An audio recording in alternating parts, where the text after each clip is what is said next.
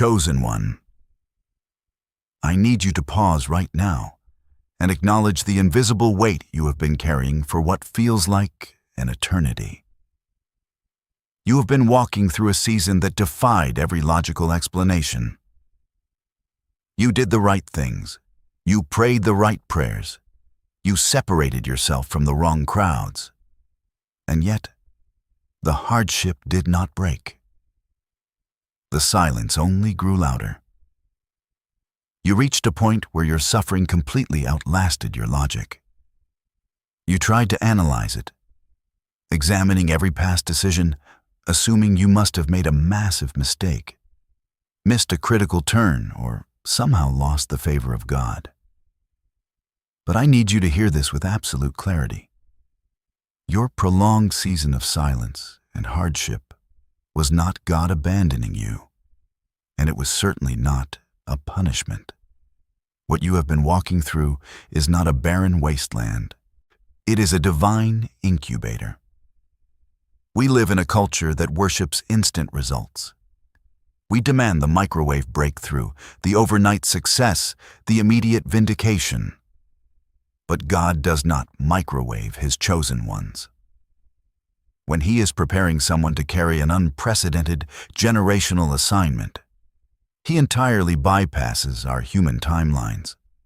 An incubator is a place of forced isolation, a controlled environment designed to protect and sustain new life until it is strong enough to survive the harsh elements of the outside world. God had to pull you away. He had to separate you from the noise, the expectations of your peers, and the people-pleasing habits that were secretly running your life. He had to detoxify you from the earthly dependencies and the superficial validations of a society that would have ultimately compromised your calling. The wilderness was the only place quiet enough for you to finally unlearn the survival mechanisms you picked up in your past trauma, and learn how to recognize the authentic, unfiltered voice of your Creator. The reason your trial lasted so much longer than you thought it should, the reason it ignored all your desperate deadlines, is because of the sheer magnitude of what you are about to carry. You cannot put a heavyweight calling on fragile, untested shoulders. The depth of your isolation was the exact measurement of the height of your upcoming elevation. Your suffering did not outlast your logic because you were failing a test. It outlasted your logic because the assignment on your life required a foundation that could not be built in a comfort zone. You were being fundamentally rewired in the dark so that when God finally places you in the light, the immense pressure of the room will not break you. The wilderness was never meant to kill you. It was meant to kill the version of you that was simply too small for where you are going. You have survived the incubator, and the isolation is finally coming to an end. While you were in that incubator, wondering why heaven seemed so silent, something terrifying and magnificent was happening just beyond the veil of your natural senses. I need to take you to the 10th chapter of Daniel because it holds the blueprint for exactly what you have been experiencing. Daniel fasted and prayed for 21 days, begging God for an answer, receiving nothing but agonizing silence. But when the angel finally broke through, the messenger revealed something staggering. He told Daniel that his prayer was heard on the very first day he spoke it, and heaven dispatched the answer immediately. However, a demonic principality known as the Prince of Persia intercepted the answer in the spiritual realm, resulting in a violent, 21-day war that required the Archangel Michael himself to step in and break the deadlock. I need this revelation to sink deep into your spirit right now. Your delayed breakthrough is not a denial from the throne room. The silence you have been interpreting as God's rejection is actually the sound of swords clashing in the heavenlies over the exact things you asked for. But here is where you must graduate from simply being comforted to being commissioned. And the greatest lie the enemy has sold the chosen ones is that because heaven is fighting for them, they get to sit back and be passive spectators in their own deliverance. You are not a helpless victim waiting to be rescued from the stands. You are a deployed partner in this unseen war. What you do in the physical realm directly impacts the strength of the spiritual forces fighting on your behalf. When you succumb to bitterness, when you let exhaustion dictate your attitude, and when you begin speaking cynicism and death over your own future just because the wait is long, you are actively giving ammunition to the very forces trying to hold back your blessing. Your words have weight. Your mindset is a spiritual battleground. Right now, in the middle of the waiting room, you have an active role to play. You must aggressively guard your mental diet.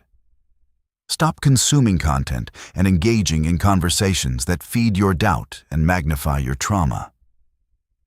You have to shut the door on the spirit of complaint that whispers you will always be stuck here. Instead, you must weaponize your posture. Praise is not just a polite religious ritual you do when things are going perfectly. It is an act of violent spiritual defiance. When you choose to lift your hands and declare the goodness of God while you are still standing in the ashes of your broken plans, you send a shockwave through the demonic realm. Your unexplainable peace becomes a weapon.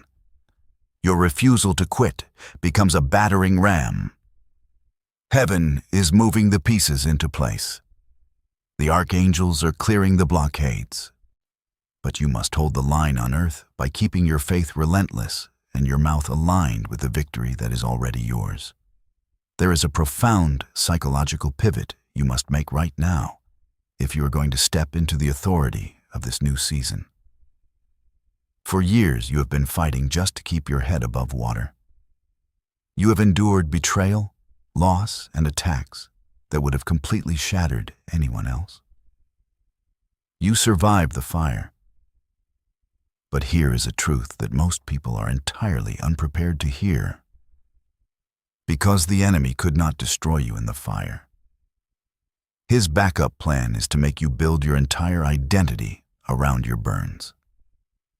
He wants you to become so obsessed with your own survival story that you never actually move on to the assignment God saved you for. This is the trap of trauma. In our modern culture, there is a dangerous tendency to glorify our brokenness. We are encouraged to wear our victimhood like a badge of honor, to constantly rehearse our pain, and to let what happened to us dictate our limitations. But the kingdom of heaven operates on an entirely different frequency. God did not pull you out of the wreckage just so you could spend the rest of your life sitting safely on the sidelines, pointing at the scars and talking about the crash. He healed you so you could lead. He restored you so you could govern the very spaces where you were once broken. If you constantly view yourself as a perpetual victim or merely as a trauma survivor, you will instinctively shrink back from the weight of the authority God is trying to hand you right now. A survivor mindset is defensive. It is always looking for the next attack, always anticipating betrayal, and always hoarding resources out of fear of another famine. But a chosen one must adopt the mindset of a steward. A steward is offensive. A steward knows that the resources, the time, and the energy they have been given are meant to be multiplied and deployed for a greater purpose. You have to drop the victim narrative permanently. You are no longer just surviving the past. You are stewarding a powerful, unprecedented future. This requires you to stop introducing yourself to your destiny by using the vocabulary of your defeat.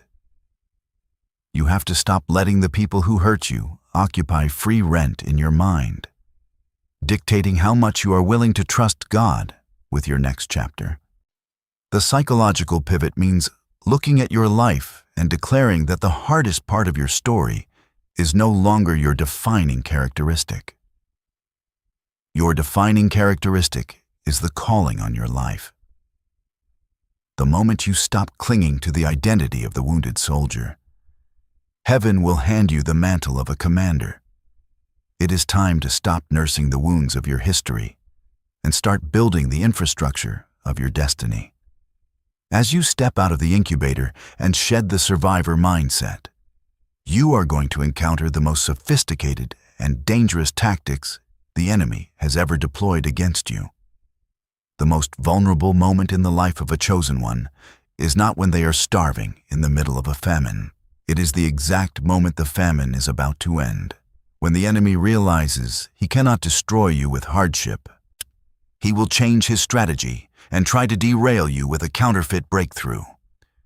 He will offer you a blessing that looks terrifyingly similar to the very thing you have been praying for.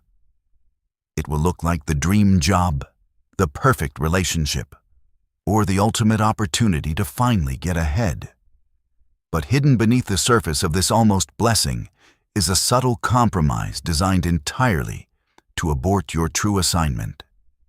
The enemy knows you are weary. He knows you have been waiting a long time, and he is banking on your exhaustion to make you settle for an imitation of God's best just to get some temporary relief. You must be relentlessly vigilant right now, because a counterfeit breakthrough is not meant to bless you. It is meant to bind you to a lesser destiny. To navigate this critical threshold, you need a definitive way to discern if an opportunity is a genuine open door from heaven or a strategic trap from hell. You must put every sudden offer through a strict, uncompromising litmus test. First, ask yourself if this new opportunity is forcing you to rush, panic, or bypass wisdom. The Holy Spirit leads with clarity and steady peace, but the enemy always drives you from behind with a manufactured sense of urgency, whispering that if you do not grab this right now, you will miss out forever. Second, evaluate if this situation requires you to compromise your core convictions or hide your actions from the wise counsel in your life. If a blessing forces you to step out of integrity, lower your moral standards, or keep secrets from the people who have walked with you through the fire, it is an absolute setup. Finally, you must look deeply at the spiritual toll of the offer and ask if accepting it will cost you the inner peace you just fought so hard to obtain in the wilderness. The blessing of the Lord makes one rich and adds no sorrow to it. If the new job, the new romance, or the sudden relocation brings an undercurrent of anxiety, confusion, or heaviness that you cannot shake, it is a counterfeit. Do not let the desperation of your past trick you into selling your birthright for a quick meal. You have endured too much to settle for an imitation, so be brave enough to recognize the trap and decline the counterfeit offer, knowing that heaven's genuine reward is already on its way. When you finally pass the test of the counterfeit breakthrough, you will find yourself standing before the genuine open door that heaven has prepared specifically for you. But as you look at this incredible opportunity, you might feel a sudden wave of inadequacy. You might look at your own spiritual and emotional reserves and realize you are absolutely exhausted. You have fought through the divine incubator. You have warred in the spiritual realm, and you have wrestled with your own psychology to shed the survivor mindset. You might be thinking that you do not have the towering, unbroken faith required to step into such a massive calling. But I need to remind you of the profound promise in the book of Revelation, chapter 3, verse 8. God looks at the church of Philadelphia and says, "I have set before you an open door, and no one can shut it. For you have a little strength, have kept my word, and have not denied my name." Notice what God requires to keep that door open. He does not demand a flawless performance. He does not require a perfect, unshakable faith that never experiences doubt. He requires a little strength. He requires the kind of quiet, battered resilience that simply refuses to quit. Your exhaustion does not disqualify you from the blessing. It is the very proof that you held the line when everything else told you to surrender. You have the little strength required to cross this threshold. However, there is a fundamental law of the kingdom that you must understand right now. Faith requires footsteps. Heaven has done its part by moving the obstacles, defeating the spiritual blockades, and unlocking the destiny that was kept from you. But heaven will not drag you across the finish line against your will. God will open the door, but He will absolutely not carry you through it if you refuse to walk. At this exact moment, the profound movement of heaven requires your earthly partnership.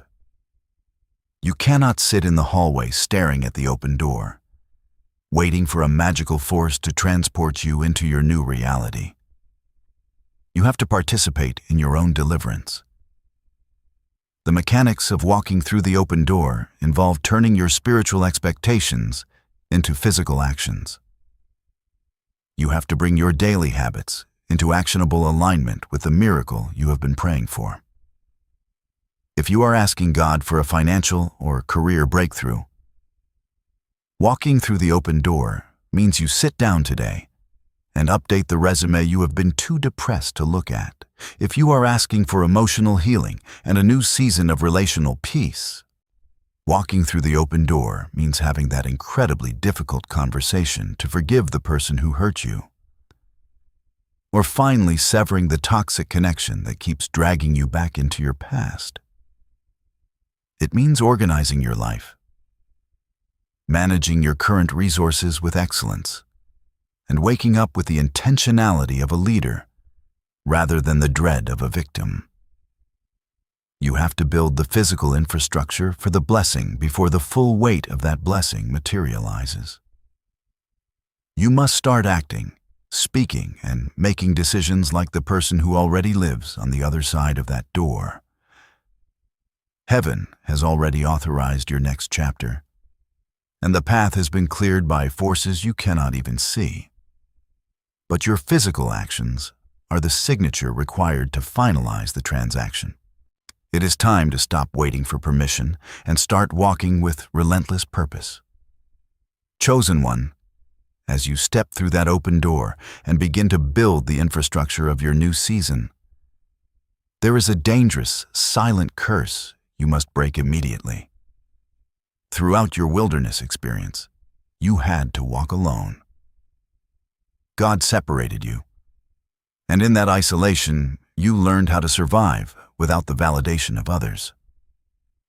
But the enemy has taken that divine isolation and twisted it into a toxic trope that plagues almost everyone who carries a significant calling. It is the lie that because you are chosen, you are destined to be a lone wolf, forever misunderstood, perpetually isolated, and entirely self-sufficient. You have convinced yourself that because people betrayed you in your past, meant the only safe way to fulfill your destiny is to do it entirely alone. But I need to shatter that illusion right now. Isolation is not a permanent spiritual discipline. It was a temporary incubator. If you try to carry the massive weight of your next chapter by yourself, you will be crushed under the pressure of your own calling. The lone wolf mentality is not a badge of spiritual maturity. It is a strategic ceiling the enemy places over your life to ensure your impact remains limited to what you can accomplish with your own two hands. If you look at the greatest leaders and chosen ones in Scripture, not a single one of them fulfilled their assignment in isolation. King David was a warrior who defeated giants and carried the heart of God.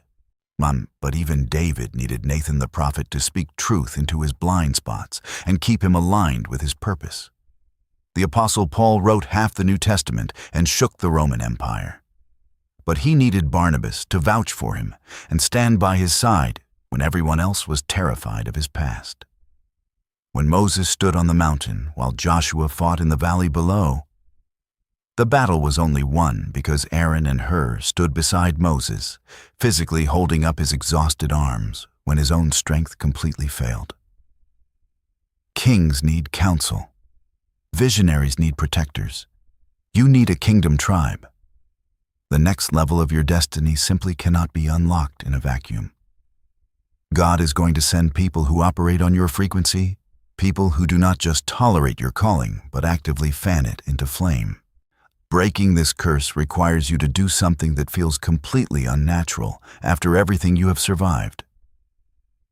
You have to be brave enough to trust again.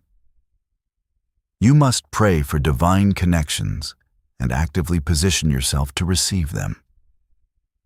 This means letting down the massive walls you built to protect yourself in the wilderness.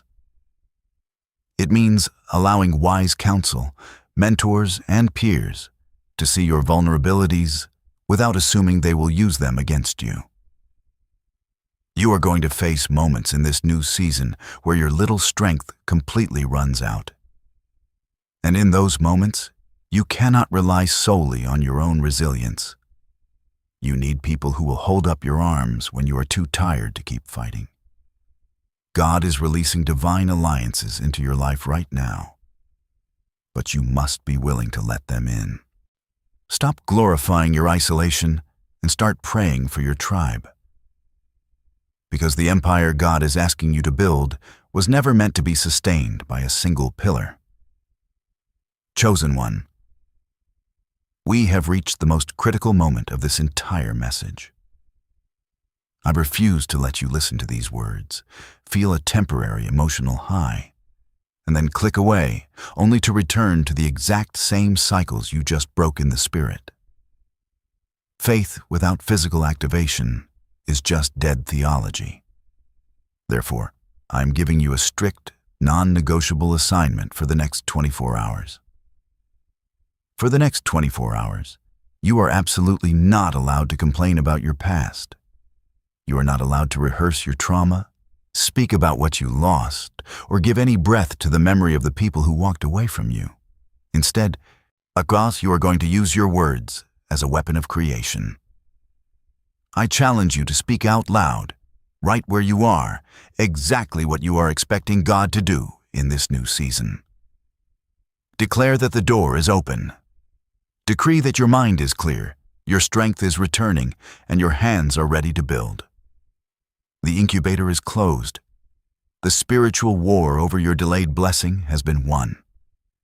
You are no longer a victim surviving the wilderness. You are a chosen vessel stepping into a designated territory with a kingdom tribe waiting for you. I decree over your life right now that every counterfeit offer will be entirely exposed, and every divine connection will be magnetized to your frequency. The exhaustion of your waiting room is breaking today. Your weeping may have endured for the long, dark night of your isolation, but your joy, your absolute authority, and your divine deployment have officially arrived. It is time to walk through the door.